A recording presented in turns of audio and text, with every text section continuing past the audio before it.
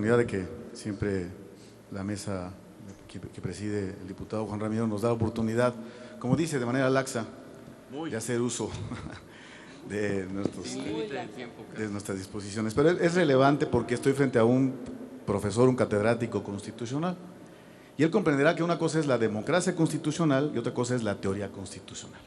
Son dos cosas distintas. Y el derecho constitucional, sí, como Fix-Amudio lo presenta, o la teoría constitucional como Schmitt, o en su caso Kelsen, pudieran advertirnos que algo que no podemos perder es el valor de los conceptos y particularmente de los fines o valores superiores. En este debate, para construir o modificar el derecho constitucional o nuestra Constitución, yo apuntaría a ello. Cuando revisa uno el diario de los debates, que por cierto no fue secuencial en el caso de 1917, sino que los artículos se discutieron de manera indistinta, no sé si es desordenada, pero no en el orden secuencial, por muchas razones. La palabra inmiscuirse, que no ha cambiado su significado, tiene que ver con meterse cuando no hay razón de autoridad para ello. Eso es inmiscuirse en términos concretos. Inmiscuirse también es entrometerse, mezclarse, ingerir, interceder, interponerse, meterse e intervenir.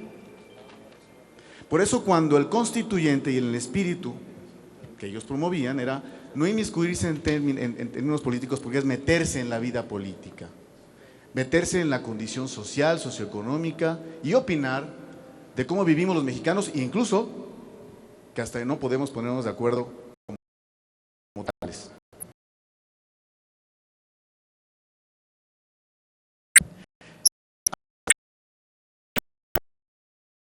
Puede presentar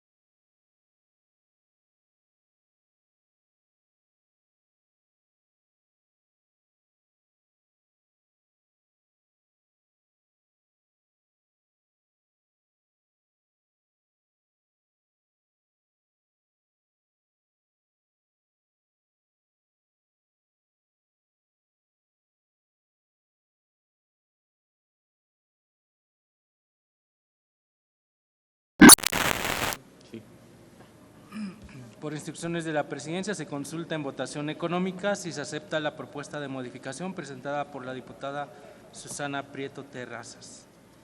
Las diputadas y los diputados que estén por la